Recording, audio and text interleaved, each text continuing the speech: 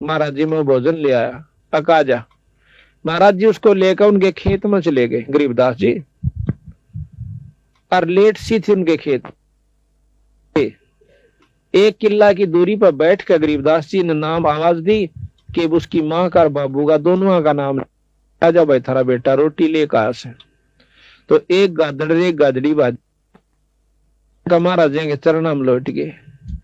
भाई यू तो तेरा बाबू सर या तेरी माँ से, अरे इनका रोटी दर दे भी। तो दो चार चार रोटियां में थोड़ी थोड़ी खीर दर कर नारे नारे छालने पर रख दी। तो वह इस तरह खा के जानू कई दिन के भूखे हो। एक सेकंड मिनट नहीं लाई उन्हें, चार रोटी खान देन और फिर बैठ के और ढोलकी से हो गए पेट उनके, छकरे थे पहला भूखे थे। गरीबदास जी महाराज ने बोले भाई ये तेरे पिताजी या तेरी माँ। और पंडित जी का खान तेन का पेट भर जाता था बीरा, ये मुंह कभी नहीं लाओ सुन कभी नहीं हो। क्यों पंडित जी तो छक्का गया होगा, बोला हाँ जी छक्का खा गया और बड़ा थाल ठोक के गया। जब उसका छक्कन तर ये छक जाते तब बीरा मुंह का नहीं लाओ। ये महाराज जी हम तेन भुखा रखे सा कति बंडा रखे सो। तो इस प्रकार उस लड़के का उस दिन समझ में आ गई। उस दिन के बाद उसने कनागता हाथ जोड़ दिया। अब महाराज कहते हैं तुम रोज काटा करो कनागत, आए अतिथि रोटी खुआओ, कोई भगत आ जाओ उसने भोजन कराओ, और 2 छात पर रोटी रोज आना बगा दिया करो, तोड़ कर छोटे छोटे टुकड़े करके और 2 कुत्ता डाल दो शाम सवेरे। पहले रोज का कनागत अखंड कनागत हो गया, आपका सारी उम्र का सुख हो गया, और अंत समय में ढूल लाग जाएगा इस दान का। पर गुरु से नाम जरूर ले लेना चाहिए, नाम बिना दान भी व्यर्था होता है। ये नियम से हम नियम तक कोई सा पालन नहीं कर दे और सुख बांट देखा अपने घरों में सारे, और भाई राजी खुशी से मौज हो रही से अड़क कहन कहन की मौज से, मौज किसी की नहीं देख बहमो किसी का। कोई रिश्तेदार कचेड़िया में फेटेगा ना, के हाल से चौधरी साहब मौज हो रही से ठाठ हो रही से, कचेड़िया कर मौज का के मेल। कहता हाँ दुखी जीव जाओगा और क्या किसी ने सतारा होगा पापी जीव कचौड़िया कचेड़िया में जाकर। और आता नो हाथ मिला रहा सा नहीं इतने दिनों कहन कहन की फर्क मौज से, और हाथ हट देनो रगा वकील लाना से कदे गवाही ठीक ना जा, और भाई केरा होगा आज तक गवाही की पेशी से, यानी गिग्गी बंदी रहे सबकी, और सब ने का मौज हो रही से। मौज तो बिराड़ा उनकी होगी जो भगवान के नाम पाते हैं, जैसे आज बैठी है भक्त आत्मा और कितने प्रेम से ईश्वर की चर्चा सुन रही है। मौज तो होगी तो कभी न कहीं होगी, बाकी और का नहीं हो सकती, ये सत्कर मान लेना। तो इस प्रकार हमने पता, महाराज कहते हैं ये संसार समझदाना ही, ये संसार समझदाना ही कहंदा शाम दोपहरे नु, गरीब दासियों वक्त जाता रोगे इस पैरे नु, इस समय न रोगे फिर हाथ नहीं आवेगा। तो इस प्रकार बताया है कि बहर सराद खान कुआए काग बहे कलमाही, और सारा नमेड़ा करण संबंधी छोड़ गरीबदास जी के जय सतगुरु की संगत करते तेरे सकल कर्म कट जाई, अमरपुरी पर आसन होते जहां धूप ना छाए।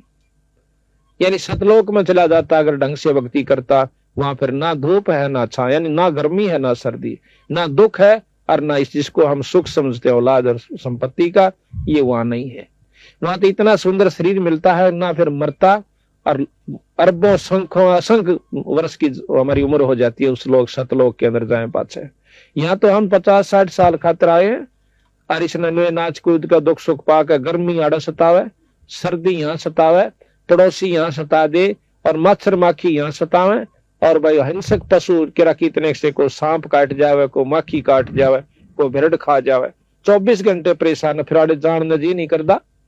और इतना ज्ञान होते हुए जाए सरेगा, इतनी करड़ी आंख बांध रखी इस जीव की इस काल बली ने। या तो बंदी छोड़ भगवान इससे छुटवाने के लिए आए थे, रास्ता बताने के लिए कि नो जाप करियो, और इस प्रकार गुरु से उपदेश ले लेना। इस प्रकार ये सत्संग सुनकर वो गब्बू नाम का डाकू कहता कांडे से लिकड़े।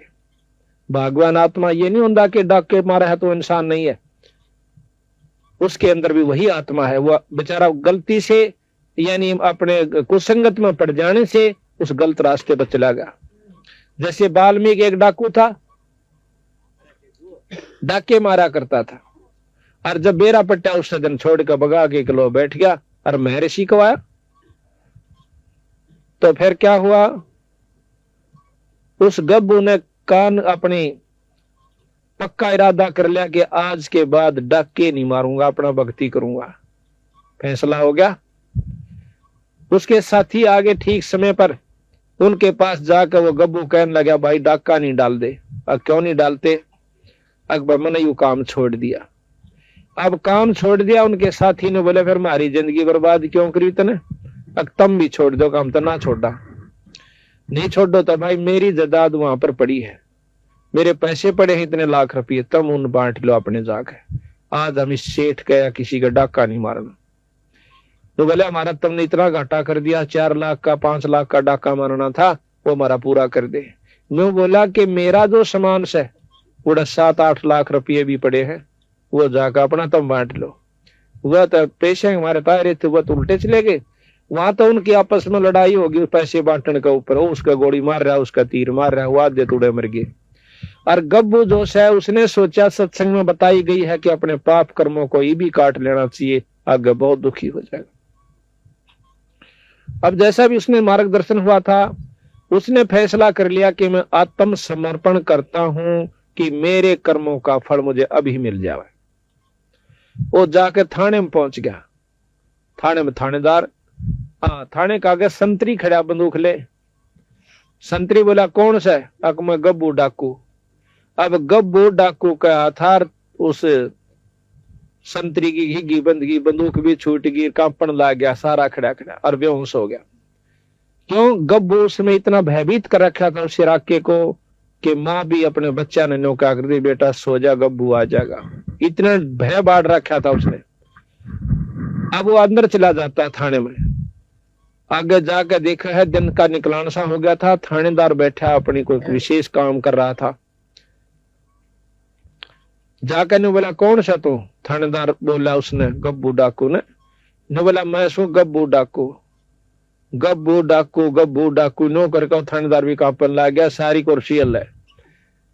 पागल सा वो हो गया कि भाई एकदम यू आ गया, इसका मतलब चारों तरफ से हमको घेर लिया है और यू को कुबद करना है। अब उस गब्बू ने सोची यू भी मरेगा। वह ठाक है कुर्सी और थाने के मैदान में बैठ जाता है। जब नो देख लिया उस थानेदार ने, गब्बू तो बैठा, सर कोई बात खुड़का दुड़का नहीं होया कतो देते। हिम्मत सी करी, वायरलेस कर दिया अपने बड़े साहब के पास, एसपी के पास, जैसे ऐसे गब्बू डाकू थाने में बैठा है और नू कैसा मन अरेस्ट कर लो। अब एसपी की हिम्मत नहीं पड़ी, उसने गवर्नर को कर दिया। उसमें अंग्रेज गवर्नर हुआ करता, उसको बताया गया कि जी गब्बू नाम का डाकू आज थाने में, अंबाला थाने में बैठा है और नू कैसा मन गिरफ्तार कर लो। अब वो नो बोला, गवर्नर तब मत छेड़ियो मां उसो। गवर्नर वहां पर आ जाता है और वो मैदान में बैठा हुआ। गवर्नर उसके पास जा कहता, कौन है तू? कि मैं गब्बू डाकू। क्या तीन बताऊं? मैंने सारा तीन बता ली, मैं गब्बू डाकू। गवर्नर खड़ा है, वो बैठा है कुर्सी पे। तनु बोला, यहाँ क्या करना आया? मैं इसलिए आया हूं कि मैंने बहुत खोटे काम कर लिए और आज रात में मैंने एक सत्संग सुना और उसमें पता चला कि मेरे जैसा नीच व्यक्ति इस धरती पर नहीं है। मैंने ना जाने कितने सुहाग उजाड़ दिए, कितने बच्चों का खून कर दिया, कितने व्यक्तियों को मार दिया अपनी हवस बुझाने के लिए, पैसा जोड़ने के लिए। आज मैं चाहता हूं कि मेरे शरीर को काट काट कर टुकड़े कर दो और ताकि मैं अपने पाप कर्म को भोग कर चला जाऊं। इतनी गहराई की बात सुनकर अंग्रेज सहम गया हुआ, क्योंकि बहुत दिमाग के आदमी होता है, बड़ा अफसर जोश है। और ने बोला, जाओ हमने आपको बरी कर दिया। ने बोला, मुझे बरी मत करो, हमने तेरे सारे कसूर माफ कर दिया, बरी कर दिया। हम सजा इसलिए देते हैं कि पाप कर्म छोड़ दे। अरे तेरी तो पहले आत्मा कमल के फूल कैसी साफ हो रही है, आप जाइए, बरी कर दिए। अब वो सहम गया कि भाई अच्छा काम बना, मुझे सजा नहीं मिली। तो वापस आ गया उसी के पास, संत के पास। पता चला कि भैया रात में सत्संग हो रहा था मैदान में, वो संत कहां बैठा। अब उस संत के पास जाकर उसके चरणा में माथा टेक कहने बोला, महाराज मैं बहुत पापी इंसान सू, मेरा आत्म कल्याण कर दो। बोला, भाई कौन सा कितना ऐसा? कि मैं गब्बू नाम का डाकू सू। अब गब्बू नाम का डाकू सुन का उस संत भी अल्लाह सारा। नो बोला, जी मैंने सारे काम छोड़ दिए, नो अपनी जान बचाने खातिर। नो बोला, भाई नो कर तू थाने वहां पर आत्मसमर्पण कर दे, अड़ मन ने भी क्यों मरवा से। नो बोला, जी थाने में जाया, गवर्नर आ लिया, वो भी नो बोला, जाओ हमने बरी कर दिया। फिर उस संत के सीड़क सी हुई फिर नु बोला बेटा देख मारा दौड़ते एक दवाई सर राम नाम जपया करे। नु बोला वो चाहूं सुमन राम का नाम दे दे। तो वो नाम उसको दे दिया। उसके बाद वो संत गब्बू के नाम से प्रसिद्ध हुआ। आज से 250 वर्ष पहले की बात है। बोल सतगुरुदेव। तो भाई समझना हो तन्ने से ना तो काना पर टाल कर जाओगे तो थारी दुर्गति में पूरा सा जाओगे। या बताया भाई और बात तेरा काम न आव तू संता शरण लागे रे। के सोए गफलत में बंदे जागे जागे नर जागे रे। जागे जागे नर जागे रे। और बात तेरे काम न आव तू संता शरण लागे रे। के सोए गफलत में बंदे जागे जागे नर जागे रे। जागे जागे नर जागे रे। तन सराम जीव मुसाफिर करता रह जमाग रे। तन सराम जीव मुसाफिर करता रह जमाग रे। रात बसेरा कर ले डेरा चल सुबेरा त्यागे रे। चल सुबेरा त्यागे रे। और बात तेरे काम नाया संता शरण लागे रे। के सोए गफलत में बंदे जागे जागे नर जागे रे। जागे जागे नर जागे रे। उमदा चोला बन अनमोला लगे दाग पे दाग रे। उमदा चोला बन अनमोल लगे दाग पे दाग रे। ए 2 दिन की गुजरान जगत में क्यों जड़े बेरानी आगे रे। जड़े बेरानी आगे रे। और बात तेरे काम शरण लागे। के सोए गफलत में बंदे जागे जागे नर जागे रे। जागे जागे नर जागे रे। आंखों बद कांचड़ी चढ़ रही चत पर तू ओया मनुष्य से नागे रे। को बद कांचड़ी चढ़ रही चत ओया मनुष्य से नागे रे। सूझे नहीं सजन सुख सागर बिना प्रेम बैराग रे। बिना प्रेम बैराग रे। और बात तेरे काम न आवे तू संता शरण लागे रे। के सोए गफलत में बंदे जागे जागे नर जागे रे। जागे जागे नर जागे रे। हर सुमर सो हंस कावे कामी करो दी कागरे। हर सुमर सो हंस कामी करो दी कागरे। बोरा नबर में विष के बुण में चल बेगमपुर बागरे। चल बेगमपुर बागरे। और बात तेरे काम न तू संता शरण लागे रे। के सोए गफलत में बंदे जागे जागे नर जागे रे। जागे जागे नर जागे रे। शब्द सैन सतगुरु की पहचानी पाया अटल सुहाग रे। शब्द सैन सतगुरु की पहचानी पाया अटल सुहाग। नितानंद महबूब गुमानी परगट पूर्ण बागरे। परगट पूर्ण बागरे। और बात तेरा काम नया संता शरण लागरे। के सोए गफलत में बंदे जागे जागे नर जागे रे। जागे जागे नर जागे रे। सत साहिब।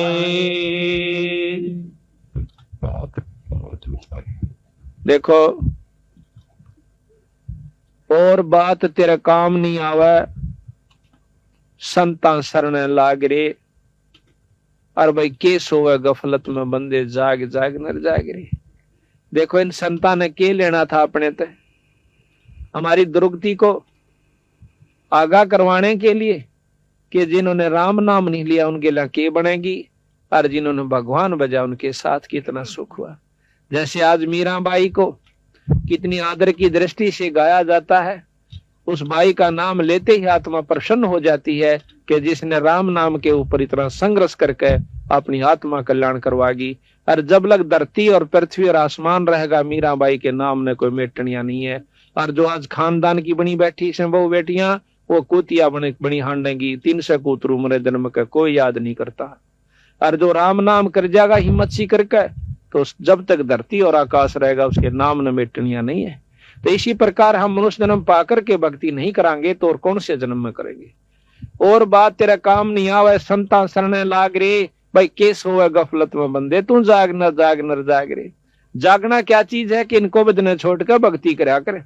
जिस जायदाद और औलाद और माया को तू अपनी मान्य बैठा सी या तेरी नहीं से भाई। एक लड़की, एक औरत जो है उसकी 3 लड़कियां का ब्याह, 5 लड़की थी उसका, और भात नोतने के लिए गई। हमारा एक सेवक है संतराम, उसकी मामी थी वह, भात नोतन खातिर गई हुई थी। भात नोत का उल्टी आई थी, रोहतक के अड्डे पर खड़ी, और बेचारा में इतनी खोरी के भाई ने नौका का इसू या बात भूल गई मां ने कहनी। इस प्रकार के 100 बेचार लारी फलानी चीज लाइयो रे, दकड़ी लेकर आइयो भाई नौकरियो है। इतने में एक ड्राइवर जो सब बस ने बैक करे था, कंडक्टर लाग गया पैसे देने, खुले पैसे जो बकाया होते हैं यात्रियों को, और वो अकेला लाग गया बस ने करन। उसने देखी को ना, वह बस टेढ़ी लाग करके वो थाम का सारा खड़ी थी, बस बीच और थाम बीच आ गई। उड़े पड़का आध घंटा तड़प का पटदे ही मर गई।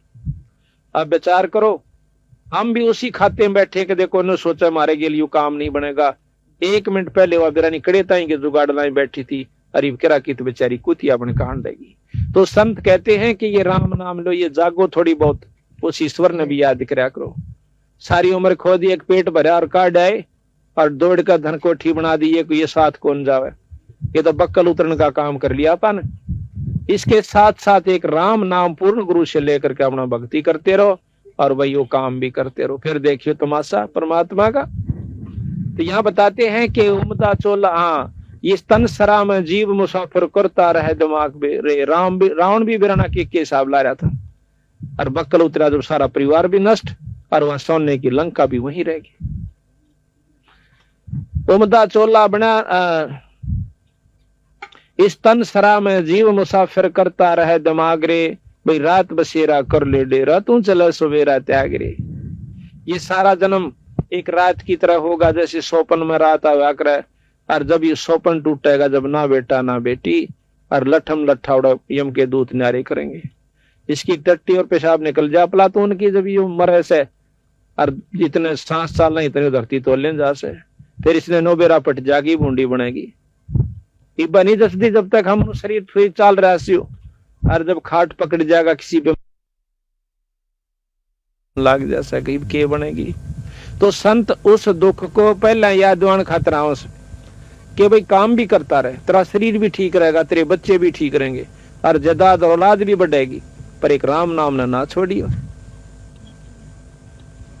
उमदा चोला बना अनमोला लगे दाग पे दाग रे, या 2 दिन की गुजरान जगत में क्यों जला बिरानी आग रे। जैसे आपने पाछा हमने पेपर में पढ़ी थी कि गवर्नर था 2 स्टेटों का, हिमाचल प्रदेश और पंजाब का, और एक हेलीकॉप्टर एक्सीडेंट हो जाने से मर गया।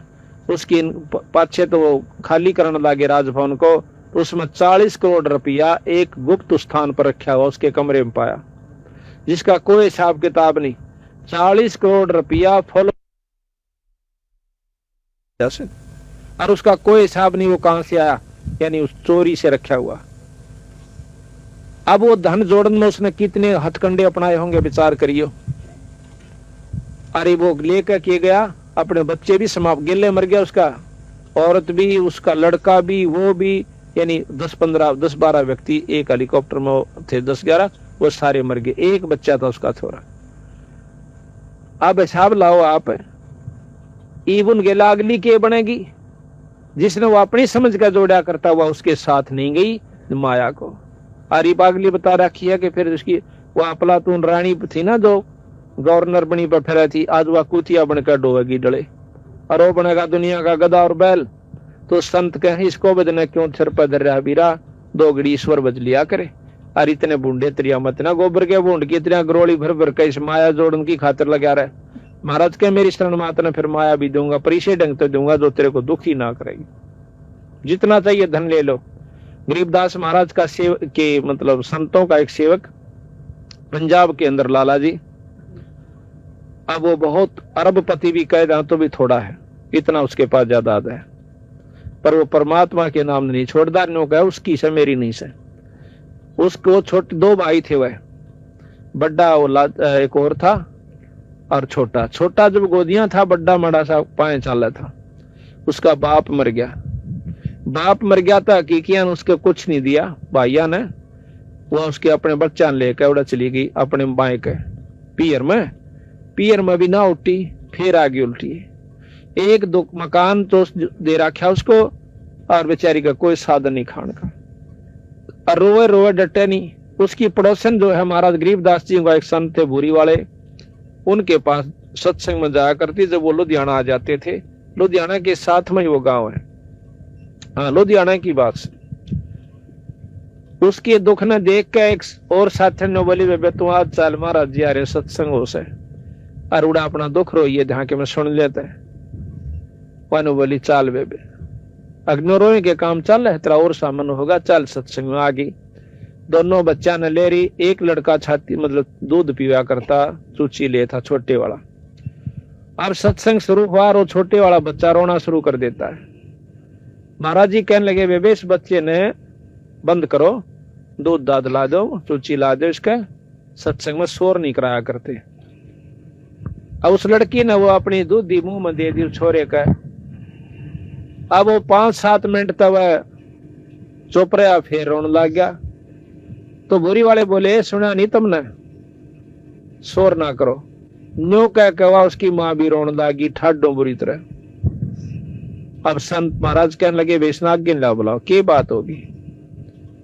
वह नहीं बोल सकी, उसकी इतनी सबकी बंदगी की बोल भी जवान नहीं पाता थी। उसकी साथन जो आ रही थी वह बोली जी या महादुखी से के दुख से बेबे के न्योर ने इनके हकीकिया ने सबके में दाब लिया, ना को दुकान दी कि उनके छोटा सा बालक इसके पिताजी छोड़ कर मर गए, और इन बेरा नहीं था कि हिसाब किताब से, और कोई लवा नहीं लागने देता इसने।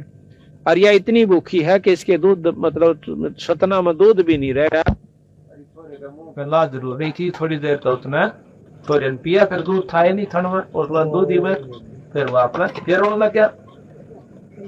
नो बोला जी रोटी भी दोनों जय सॉरी की। बोला अच्छा बेटी नो करे, एक तो तू नाम ले। बोला अच्छा जी, और छुड़ानी माथा टेकता, फिर देख बंदी छोड़ का चाहिए। नो बोले जी किराया भी नहीं से क्यों लो यहाँ से आकर के रेल आया करको। तो वह साथ नो बोले जी मैं ले जाएंगी और मैं इसका माथा लाऊंगी टकवा। वह लेगी माथा टेकवा लाई, माथा टेक का आगे। 15 दिन के बाद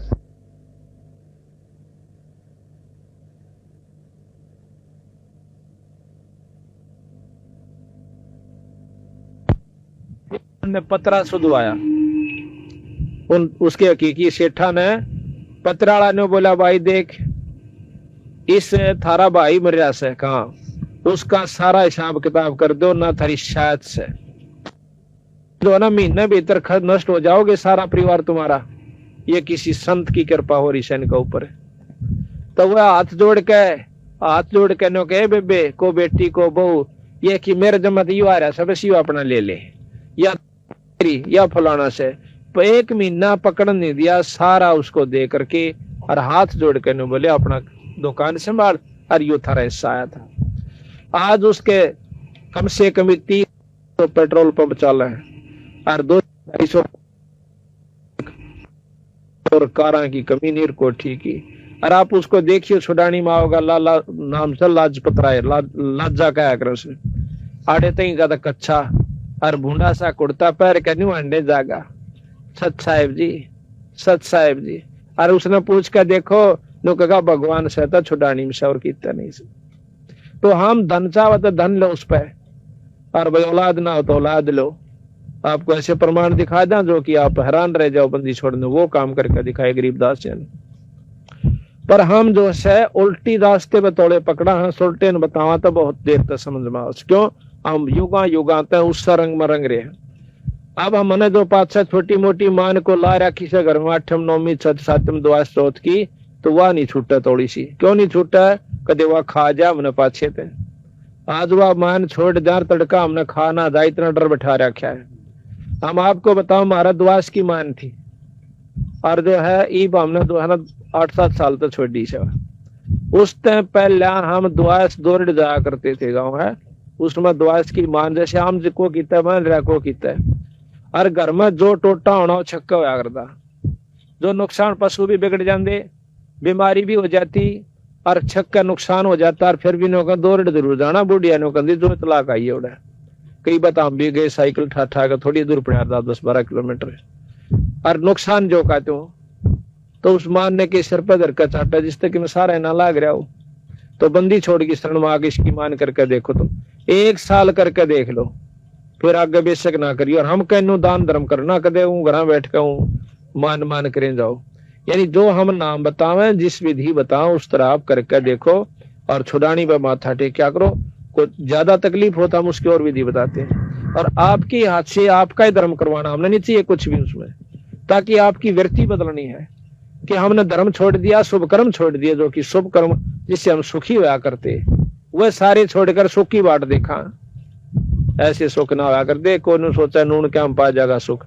सुख के काम करने पड़ेंगे। जैसे आज इस घर में हो गया, भगवान की कथा हुई, जितनी भक्तात्मा उनका हाथ जोड़ के नु कैसा जो भाई भोजन पा लो, चाय पी लो भाई, रोटी खा लो भाई।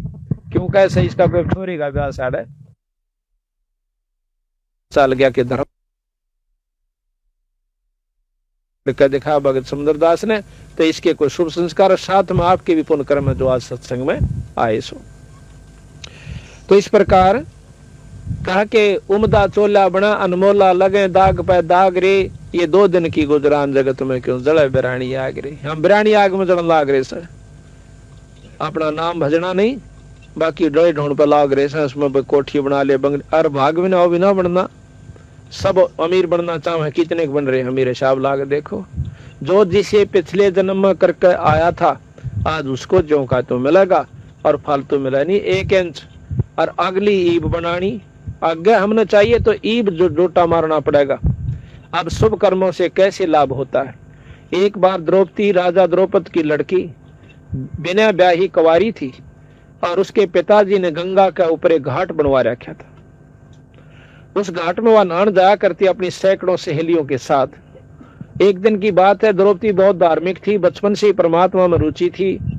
उसने देखा कि घाट के साथ में जिधर पानी जा रहा था उसने गंगा का बह के, वहां एक अंधा महात्मा स्नान करने लग रहा, और उस बेचारे की लंगोटी टूट गई, और वह पानी में बह गई, और छाती पानी में खड़ा नु हाथ मारे।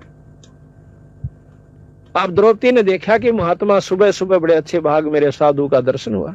कहते साधु दर्शन राम का मुख पर बसे सुहाग, और दर्शनी को होत है जिनके पूर्ण भाग।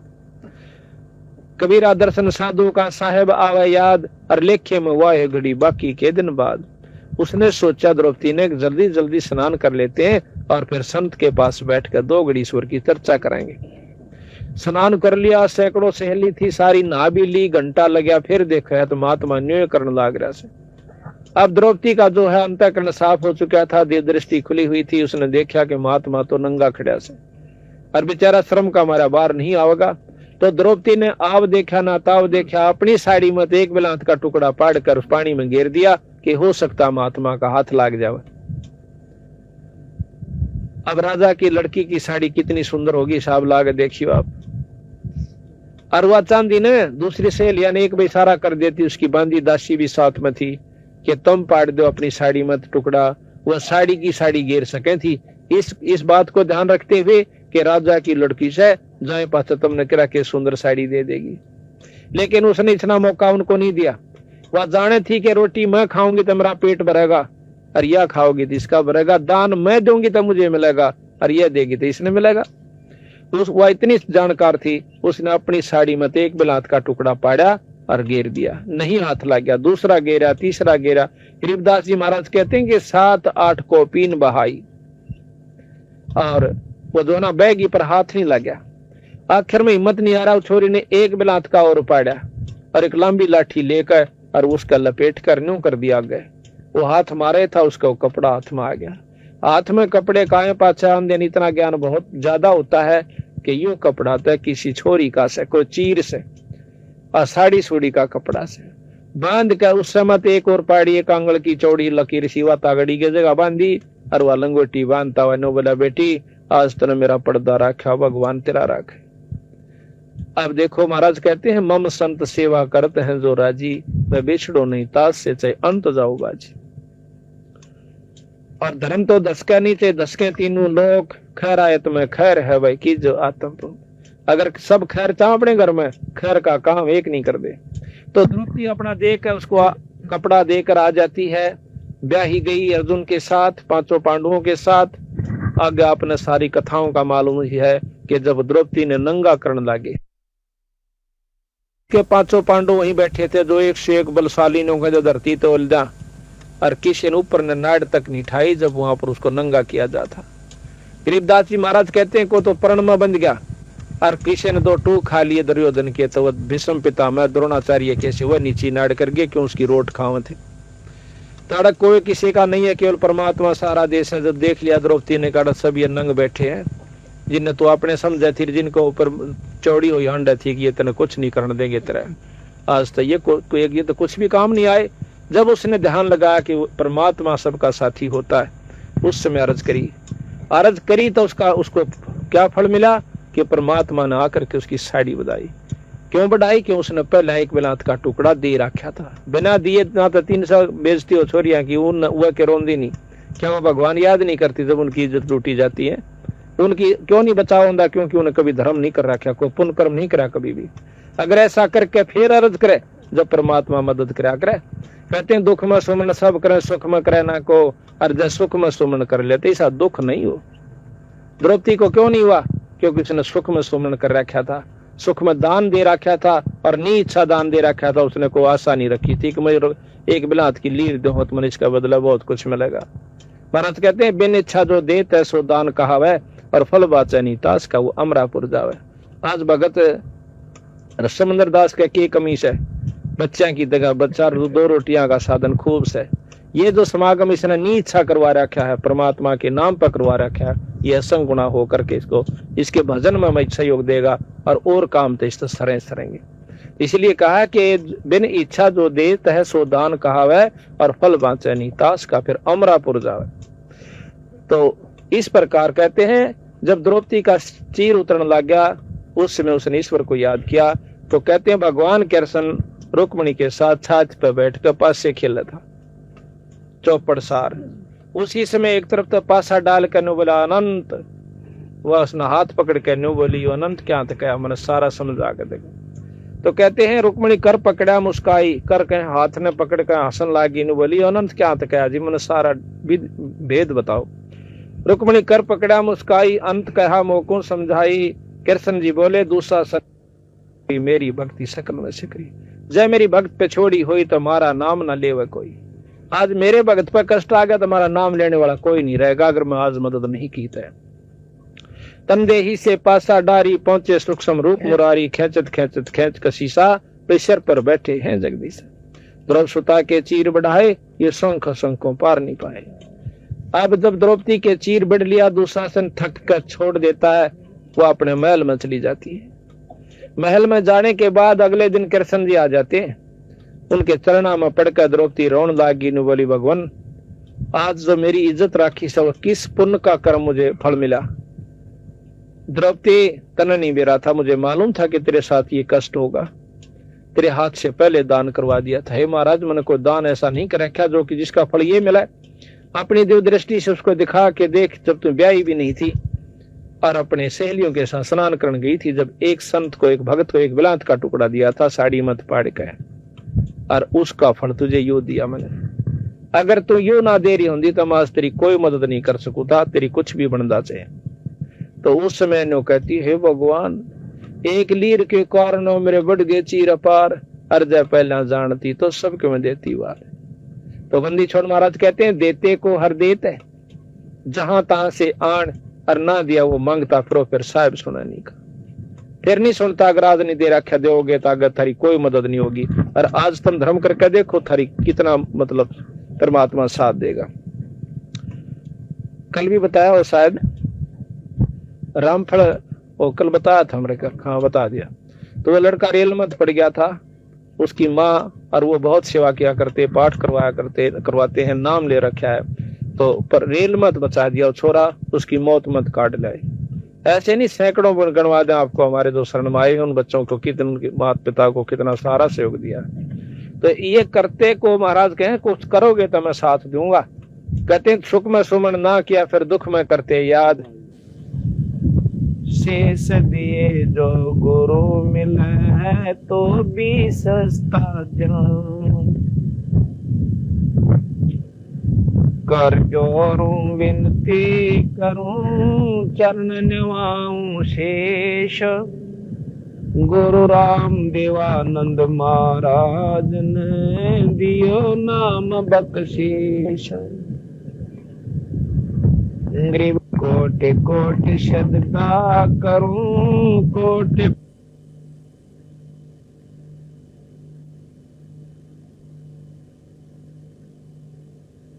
बांधे जाम गुलाम, बांधे जाम गुलाम की सुनियो अर्ज आवाज, यो पाजे संग ले जियो जब लग तुम्हारा राजेन, कबीर गुरु गोविंद दोनों खड़े काके लागू पाए, बलिहारी गुरु अपना जिन गोविंद दियो मिलाए, कबीर गुरु बड़े गोविंद से मन में देख विचारो, हर सुमरे वो वार है गुरु भजे हुए पारो, कबीर गुरु को सिर पे राखियो चलियो आज्ञा माही, कहे कबीर दास को हो तीन लोक बहनाई, कबीर सात दीप नौ खंड में गुरु से बड़ा ना कोई, करता करे ना कर सके भाई गुरु करे सोए हुए, कबीर सब कुछ गुरु के पास है पाइयो अपने भाग, सेवक सिर सो प्यार है निस दिन चरना लाग, कबीर तात शब्द विवेक करियो ऐसो काज, गुरु से प्रीत बनी रहे साजो ऐसो साज, कबीर सतगुरु के दरबार में मेरी थर थर कांपे दे, ना जानू किसी बात पे मारा टूट न जावे नी, कबीर गुरु के दिल से उतरे वो सब जब ना हो, जाते काल घसीट ही रख सके ना को, कबीर गुरुद्रोही की पैर पे जय तब आवे वीर, 84 निश्चय पढ़नु सतगुरु कहूँ कबीर। आदरणीय पूजनीय परमात्मा की प्यारी पुण्यात्माओं, आज आपका ना जाने कौन सा सौभाग्य है, कौन सा पुण्य कर्म है जो कि आज सत्संग में एकत्रित हुए हो। प्रथम तो मनुष्य का जो शरीर इस जीव को प्राप्त होता है ये बहुत ही दुर्लभ बताया संतों ने, और उसके बाद सत्संग की प्राप्ति होना, एक दिन का सत्संग मिलना, ये उससे भी दुर्लभ है। आज परमात्मा ने आपके ऊपर दो रजा तो कर दी, एक तो शरीर मनुष्य और दूसरे आज आप सत्संग के अंदर बैठे हुए। अब तीसरी आपके हाथ में है कि सत्संग में सुनी गई बातों का ऊपर अगर आप अमल कर जाओगे, उनको सत्य मानकर अपने जीवन में ढाल लोगे तो आपकी जिंदगी बदल जाएगी। सत्संग कोई सांझ सिनेमा नहीं हुआ करता। सत्संग ये नहीं होता कि सांझ लागे तारे बादन तड़के पाई मंडेरे ढोल भी फोड़ दिया और गड़िए भी खोल देना, ये को काम का विषय नहीं बनाना चाहिए। हमने इसको, हमने सत्संग को सत्संग के बाहर से सुनना चाहिए, चाहे वह शब्द रूप में गाए जाते हैं और चाहे वैसे प्रवचन रूप में बताए जाते हैं, बात दोनों एक होती है। गाने का तात्पर्य यह है कि कई भाइयों का जो है, जैसे शुरू में बच्चा स्कूल में जाने लगा है, उस समय उसको मीठी गुड़ भी दे दिया कर मास्टर कि यू डाला पड़ जावान का। ये जो शब्द और सुरीली आवाजें होती हैं, ये तो मीठी गोली देनी होती है, इनसे उपलब्धि कुछ नहीं होगी आपको। जब तक हम कड़वी दवाई नहीं खावांगे तब तक हम सफल नहीं हो सकते, स्वस्थ नहीं हो सकते। और सत्संग के माध्यम से आपको जानकारी दी जाएगी, चाहे वो शब्द रूप में हो, चाहे वैसे समझाया गया हो कि भी मनुष्य दिन आपको किस लिए प्राप्त हुआ। अब इन बातों पर जो असर कर लेगा वो तो बहुत भागवान आत्मा होगी, और कर्महीन इंसान परकम तो सत्संग में नहीं आया करता, और सत्संग में आ जाएगा तो ज्यादा समय नहीं टिक सकता, उसके बस की बात नहीं है। जिस प्रकार बीमार आदमी को रोटी अच्छी नहीं लगा करती, चाहे सेब दे दो चाहे किशमिश दो, तो एक बार मुंह पे लगाएगा उल्टी दर्द देगा, वो रोटी नहीं खा सकता। कोशिश करते हैं, घर वाले भी चाहते हैं कि एक रोटी खा ले, हमारा जो सब्र हो जा कि ये और सांस आ जाएंगे इसको, लेकिन उसकी तरफ रोटी करेंगे और उसका जो है ना हबक आवेगी। इसी प्रकार जो पाप कर्मों से ग्रस्त इंसान है, जो ज्यादा जिनके पाप कर्म बढ़ चुके हैं, वो परमात्मा के सत्संग में नहीं आ सकते, और आ भी गया तो आध घंटा नहीं पकड़ सकता, उसके बस की बात नहीं। तुलसी साहब ने कहा है कि तुलसी पिछले पाप हरी चर्चा ना भावे, भाई जैसे जबर के बेग पे भूख विदा हो जाए। जिस प्रकार बीमार आदमी रोटी अच्छी नहीं लगती क्योंकि बुखार ने उसके शरीर की व्यवस्था खराब कर दी, और वही व्यक्ति जब स्वस्थ हो जाए, अच्छा खेत में काम करके आता है, और चाहे बासी रोटी हो और नमक भी ना डल रहा हो, अपना खा लेगा, नहीं कि गुड़ की दली खागी उसके साथ खा लेगा, और वो भी ना सूत बैठा तो वैसे ही यानी खा सकता है, जब सही परारा होगा भूखकर स्वस्थ व्यक्ति होगा। इसी प्रकार जो जितना स्वस्थ होगा उतना ही ज्यादा रुचि से सत्संग को सुनेगा, चाहे वो शब्द माध्यम से कहा जाए और चाहे वैसे समझाया जाए। बात वही जो आकर वह दुर्गति बताई जाएगी कि बिना राम के नाम के इस जीव की के बयान माटी होगी, और जो राम नाम लेते वो कितने सुखी होंगे, ये सत्संग में जानकारी दी जाती है। अब जैसे बचपन में बच्चे को बताया जाता है कि बेटा तू पढ़ा करे, और अच्छी पढ़ाई हिम्मत सी करके कर गया ना, 10-5 साल की हिम्मत से, और इसने पूरी ढंग से कर गया तो आने वाला जन्म आपका सुखदायी हो जाएगा। आपके पास कार होगी, कोठी होगी, नौकर होंगे, और जो जवान से काटोगे वो उपलब्धि आपको मिल जाएगी अगर अच्छी मेहनत करके पढ़ गए तो उन बच्चा ने यह बात सच्ची मान ली और तन मन धन से मिल गए करोड़ों होकर अपने उपलब्धि कर लेते हैं पढ़ाई करके, तो आज वो IAS अफसर, IPS अफसर, तो बहुत अच्छे, कोई DC, कोई SP, और कोई डायरेक्टर, और कोई मास्टर, जितनी भी जिसने की उतनी उपलब्धि उसको होगी, और आज वो सुख का सांस ले रहे हैं। जो उनको पहले बताई गई थी आज उनके सामने हुई, और जिन्होंने बात पैदा नहीं किया तो वह देख लो आज गले ढूंढ लग रहे हैं, कोई मजदूरी कर रहा है, कोई पल्लेदारी कर रहा है, कोई तो चौकीदार का लिए खड़ा है। इसी प्रकार सत्संग में जानकारी दी जाती है कि जो राम नाम नहीं लेगा उसकी इसी बिरान माटी होगी। क्या होगी? कहते हैं कि साहेब से चितला ले रे मन गर्भ गुमानी। साहेब संत कहते हैं परमात्मा को, परमात्मा क्या है, परमात्मा के बारे में आपको जानकारी देवाएंगे। भगवान कहें किसने है, हमने आज तक तो परमात्मा की परिभाषा का भी नहीं जानकारी है आप लोगों को, चाहे कितने सत्संगी हो रहे हो और कितने सत्संग आपने सुन रखे हो। आज आपको जानकारी होगी, विशेष जानकारी होगी। आज और कल 2 दिन आपको सत्संग सुनावाएंगे। अगर रुचि कर सुनोगे, विचार आपके अंदर पूरा प्रवेश कर जाएगा, अपने आप महसूस करोगे कि हम कहाँ खड़े थे। साहब कहते हैं पूर्ण ब्रह्म परमात्मा को सतपुरुष को, तो साहेब से चतला ले रे मन गर्भ गुमानी, कहा कि नाभ कमल में नीर जमा तरा दीन ना मैल बना, नाभि कमल में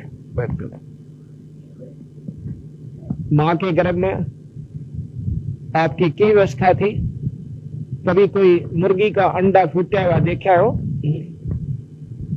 ऐसी तेरी जब शुरुआत हुई तेरे इस शरीर की, यह हालत थी तेरी मां के गर्भ में, और आज पहला तू बनकर बैठ गया। उस परमात्मा ने कि कच्चा पक्का तेरे को शरीर दिया और इसको तू सदुपयोग नहीं करता, तो आपको बहुत दुख होगा। इसके बारे में बताया कि नाभ कमल में नीर जमा तरा दीन ना मैल बना, नाभि कमल मां की गर्भ, और भाई नीचे जठरा अग्नि जगह थी तरह लगी न पाती बा, दांत नहीं जब दूध दिए थी, अमी महारस खा, बार आया अंत पहले ही परमात्मा ने मां के स्तन के अंदर दूध तेरे लिए तैयार करके दे दिया। दूध दिया था अमी महारस खा, और भाई नीचे शीश तरण ऊपर को वो दिन याद करा। मां के पेट में तले न तेरा सिर था और ऊपर न पैर थे, और तेरे ऊपर का मल बहा था, चारों तरफ जेर लपट रही थी और जो है ना गंध के अंदर पड़ा हुआ, तो उस परमात्मा ने सुसो याद करा करता, और बाहर आकर सबसे पहले उस परमात्मा को भूला और सब क्या है कि कौड़ी भर ली। तो सत्संग में बताया जाता है कि इस राम नाम के बिना तू क्या को अपराधी हुआ बैठा है, 2 दिन का ढमढमा है। आज ही भगत जी बता रहे थे, वो आपको बताएंगे थोड़ी सी। आपका आदमी के जो रोम खड़े हो जाते और फिर हमारी आंखें का पट्टी बन जाती है कि परमात्मा के नाम को भूल जाते। कहा के दाई आई घुट्टी प्याई, माता गोद खिलाए, और बाहर आया भ्रम भुलाया, बाजे तूर सुनाए। मां के गर्भ से बाहर आते ही और खाली बाजी, राजा का ढोल बाजे, फिर कहते हैं कि तू ही थी छोड़ दिया चला आदम किस तरह, परमात्मा का नाम छोड़ दिया जो कि दुख में उसको याद करता था। अरे कौन सा रास्ता अपना लिया, और जो दिन आज सो काल नहीं रे आज्ञा फिर धर गया। आज हम बच्चे थे, बच्चे होने के बाद अध खेल जवान हुए, अब अध उम्र हो लिए, और कुछ दिनों में पता चल लगा ले भाई फलाना तो मर गया भाई, और मेरे पाछे की दुर्गति होगी वो बताई जाओगी। कहते हैं 12 वर्ष खेलते बीते लीने ब्याह करा, पहले बचपन में शादी हो जाया करती, 12 साल के बच्चे बहुत जवान हो जाते थे, अच्छा खान पान था।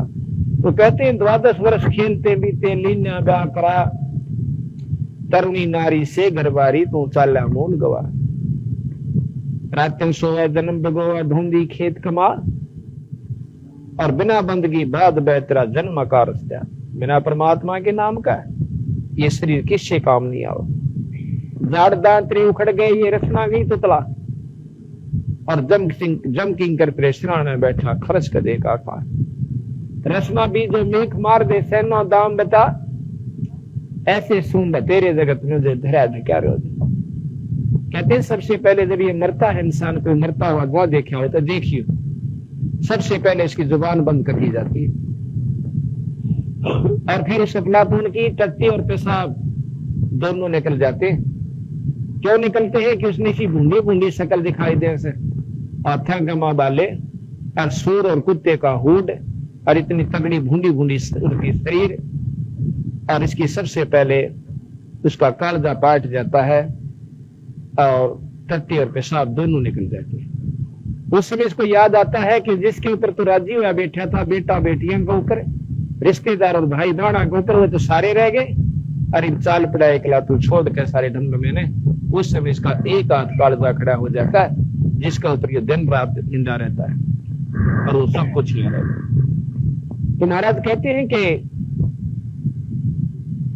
जम किंकर त्रिस्रा ने बैठा खर्च कदे का खा रसना बीच तरह मेख मार दे फिर सेन और दाम लपा तेरी तो जानने मिल जाएगी। और घर के ने पूछा करे पिताजी किता किसी ने दे रहा हो तो बता दे, किता लको रखा हो दाब रखा हो हमने बता जाइए। और उसकी जान न बन रही है किसकी रेल बताओ था जो तो कैसे सुन तेरे जगत में धरा क्या रह जा। और फिर क्या बनेगा कि कुल के लोग जंगल में ले जाकर तो भी ना ठोक दे।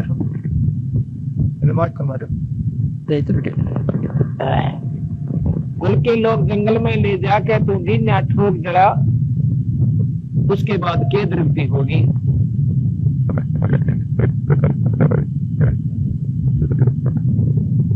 आवाज नहीं होती भाई,